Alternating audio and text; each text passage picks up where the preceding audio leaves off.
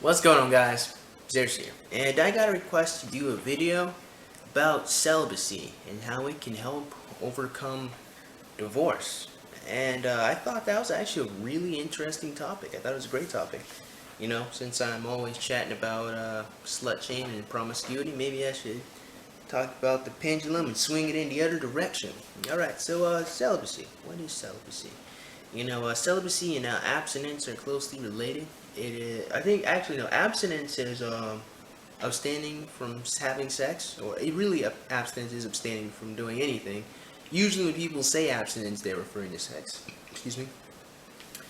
But celibacy is more specifically about not having sex anymore until you get married. So no sex until you're in a committed relationship. You're married with another person. That's pretty much how it works. Celibacy and abstinence. So they're closely related, but they're not really the same thing. And the person who requested the video, asked me to talk about that situation. Alright, so let's talk about celibacy. How is celibacy going to help overcome divorce? Here's how I think it is. Now, let me preface this video by saying, I can be completely wrong. I can be wrong. That's okay. I'm not perfect. I fuck up sometimes. But here's what I think would be really helpful for men and women. I think genuinely a lot of people need to recognize what exactly sex is again. And I think that's really what celibacy helps to do for a lot of people. Not really just even for monks, but for some young ladies who have had lots of sex. For some young men who've also, been, promiscuous, going around having a bunch of sex. I think celibacy can really put things into perspective for you if you've never valued sex before, right? Because a lot of people who have a bunch of sex, they don't ever really think about the intimacy that comes into it. Or if they do, that's the whole reason why some people are promiscuous. There's lots of complex reasons that go into why people do the things they do.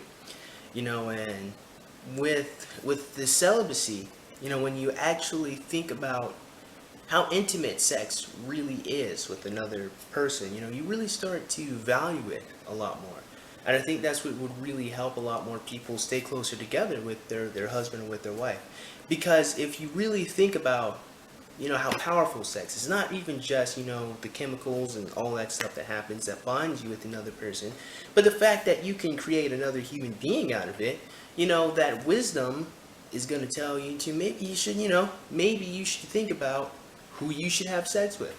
So I think that's that's the first thing. One very important thing about celibacy or having sex or abstinence is you really have to think about who you're going to have sex with. I don't even remember where I got this piece of advice from. I don't remember. But I remember hearing it somewhere. And the piece of advice was you should never have sex with somebody you don't see as a mother to your kids. For women it would be as a father to your children. And I think that's an amazing piece of advice, because the way I see it is, should something happen if I have sex with a woman and she gets pregnant, well, if we both want to be parents and we both decided that we could be good parents, that whole abortion thing won't even be there. And we'll be ecstatic and we'll be happy about having a child together, and there'll be nothing to be scared of, because that's a person I want to have children with, right? So with the celibacy thing, it's going to actually have to make you think about the people that you're going to have sex with. And a lot of people definitely spend a lot of time, in our generation, spend a lot of time just having a lot of indiscriminate sex with individuals they don't know. There's a lot of sex positivity, which is more prostitution positivity. It's not really about looking at sex as a positive thing, but looking at it as a recreational thing that you do with a bunch of people. And if that be the case, then if sex is just some recreational thing that you do, it does lose a lot of its value in terms of a committed relationship. Because it's not really special, right? Because if you had sex with a bunch of other people before that you didn't care about, what's really the difference with this person here? The real difference, what I've noticed with a lot of young ladies and young men, is it's very ironic how this happens.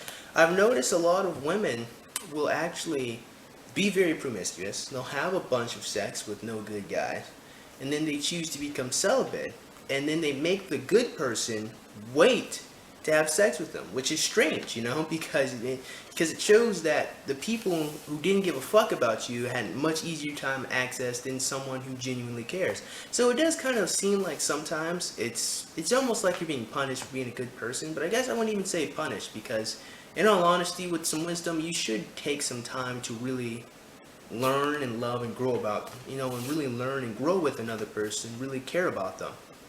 Because that's one really important thing about getting married and intimacy. You should really care about that person that you're with. And too many people, when they get married nowadays, they get married out of love, and it's not really love. A lot of people in our society think they know what love is, but not really. Love really isn't about a chemical reaction that you have when you first see someone. That's lust.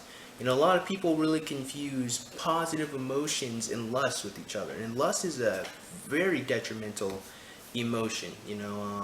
Lust is very powerful. And too many people get married when really they have lust for each other. And lust isn't sexual attraction. Like, to be clear, lust is an overwhelmingly powerful sexual attraction or need to have sex. And that's what makes it, a deadly sin. Well, technically speaking, the wager or sin is death. So every sin is technically a deadly sin. But the reason why the 7 deadly sins are what they are is because they're very powerful emotions that cause you to not make very good decisions. And that's where that lust thing comes in. When you have this lust, you getting married to someone that you think is the knees bees, or you staying with someone for a long time you think is the knees bees, without actually taking time to really evaluate this individual and really think about, is this going to be a good father, is this going to be a good mother to my kids? The lust inside of you can make you do really rash things, like go get married 2 months after you met the person, or get married 6 months later, when you should really spend more time really talking and trying to understand the person that you're with. And that's where the celibacy comes in. The celibacy forces you to stop and get out of that lusty phase. If you can go past that 6-month phase of lust, right? Or of love. Love. Because that's really what people say love is, like a chemical reaction, or like a crush that lasts for like 6 months or something like that. If you can get past that honeymoon period without having sex with each other, and you still care about that person after 6 months, well, then it really shows that you actually care about that person. It isn't just about your physical attraction. It shows that you really want to, build a life with this individual because you spent so much time with them. And that's really what the celibacy is about, man. It's really about controlling that overwhelming lust, that overwhelming feeling of emotion that you have for another human being. Because again, like, to really love an individual, it's not really just about being sexually committed to them, or it isn't really just about having these positive emotions. It isn't really just about, you just can't live your life without that person. That's not really love. That's codependency, right? If you feel like you'll die if the person's not there, you feel terrible when the person, that's not love. Again, that's codependency. You're codependent on this person because you're insecure. When you really love somebody, right, you really want to make their life better. It is really more about them. It's really more what you can do for them than they can do for you. And if someone loves you as much as you love them, you're just two people trying to make each other's lives better. It's not really just about this physical emotion. It's really more about, I want you to be better. I want you to be the best you can be. And that's really at the core what love is. I mean, think about your parents. What do your parents want? They want to make your life better than what their life was. They want to protect you. They want to make you happy. They want to make you the best person you can be. And some parents don't always go about it the best way, but for the most part, that's what your parents want. Same thing with your friends. They, a really good friend, is someone who is going to be honest and tell you the truth, and they really seek to make you a better person. They don't want you to get hurt.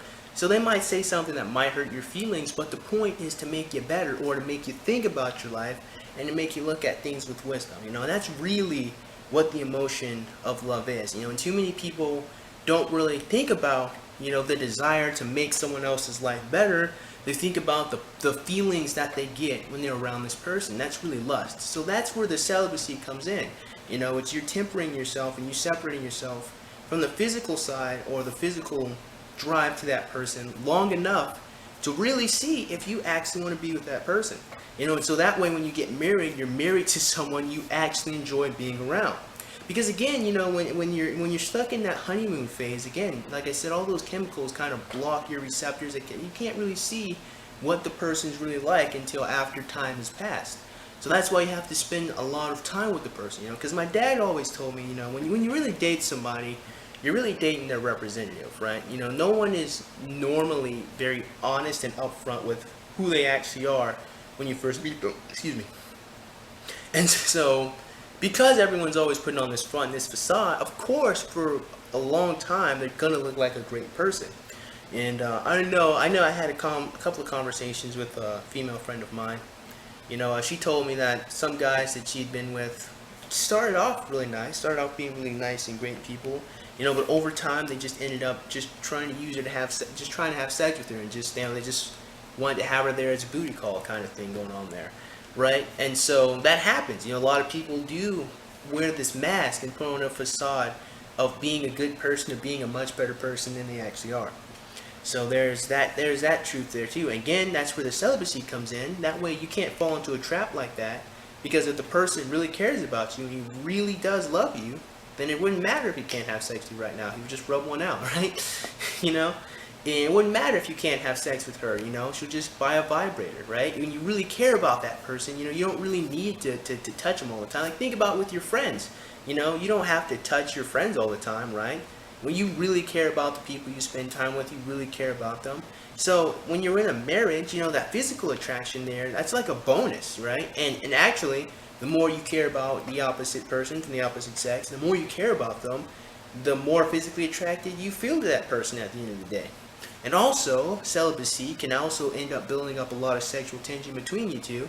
So even if you guys aren't really great at having sex, whatever the fuck that means, the mere fact that you care so much about each other is going to make it feel a lot better. Because it's going to actually feel like you have obtained something worth obtaining. Right? See, like, the whole reason why pickup artists even go out and have a bunch of sex is because they look at sex as something that is pretty difficult to obtain. Or if not difficult to obtain, more difficult than most things are in our life today. We live in a first world country. We don't really have to do a lot of difficult things, if we're going to be honest with ourselves. And so, being, let's say, the deceptive, I don't really know if deceptive is the best word. Using the techniques pickup artists use, it does have some sense of accomplishment, because it is something that you have to practice in order to nail and get down when you're trying to have sex with these different girls. So that be the case, it's something difficult. It does feel like you've obtained something. Not really the physical sensation of having sex, but getting a girl to want to have sex with you when you don't have anything to offer her. I think that's really what the appeal of pickup artistry is to some people. I could be wrong there, but from what I've seen and heard, that's kind of what my takeaway. And you can actually have that same feeling of obtaining something special if you're celibate and you actually work on having a relationship with the person that you want to be with, And I think that's really the greatest strength of celibacy. I think you really start to value sex and intimacy a lot more than just some fun recreational thing that you do with a stranger, or you do with some person you've met a couple of times, or even with your best friend. I really don't understand this whole friends with benefits thing, right? It's like having it's like having fucking some guy in the reserves, right? And I don't know, I do feel that the friends with benefits thing, I guess, it's like a mutual parasitic bond between two people, because instead of being in a relationship, you just have that person there so you can go have sex with other people, or you can go try to do things with other people, and guess what? Now you're with somebody else and your friends with benefits is just kind of there, I don't know. It's a strange dynamic, because at the end of the day, someone's always going to give a damn about somebody else. Someone, at the end of the day, friends with benefits, you're eventually going to start caring about that person. And if they're already your friend, introducing that type of intimacy in that relationship doesn't really make a lot of sense if you don't want to be in a relationship with them. It's like you're teasing each other. So, I don't know, it's weird. And you may as well just date the person if you're going to have fucking friends with benefits. At least that's what I think. But, yeah, again, so celibacy will help increase sexual tension. It will help you get past the phase of lust.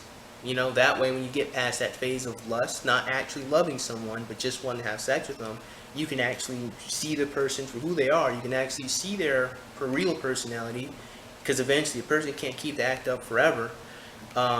So after you get past that, you can actually learn. I mean, if you're not having a purely physical relationship with them, you only have a mentally emotional bond with that person for quite some time. You know, you're really going to actually have to learn to care about them. And if you find out you don't care about them, you can leave. You know, when you're celibate, you're going to have to be forced to ask the ultimate question, can I have children with this person? You know, because no matter what you say about sex, procreation is usually always possible, right? You know, between two heterosexual people. Unless one person's impotent, you know, it's pretty much, that's always going to be a factor there. Even when you wear a condom, you know, there's still always the factor that this is about creating other people. So should something happen, should this condom break, is this a woman that can be a mother to my kids? You know, that question will be there. And if she's not, probably shouldn't have sex with her. Should probably pull out. I don't know. Just saying. Is this a man that could be a father to my kids? You probably shouldn't let him, you know. Probably. But it's your life. I mean, I can't make you do anything you don't want to do. So just take that as just some nappy-headed niggas saying some shit. But again, at the end of the day, it's going to have to make you reevaluate the person that you want to be with. And it's going to make you reevaluate how you feel about yourself. It's going to make you think more highly of sex. And it's going to make you feel more highly about intimacy. And ultimately, when you care more about the person, when you really genuinely care about them, you will actually like that person, hopefully. And you'll actually want to date that person. You'll actually want to have children with that person.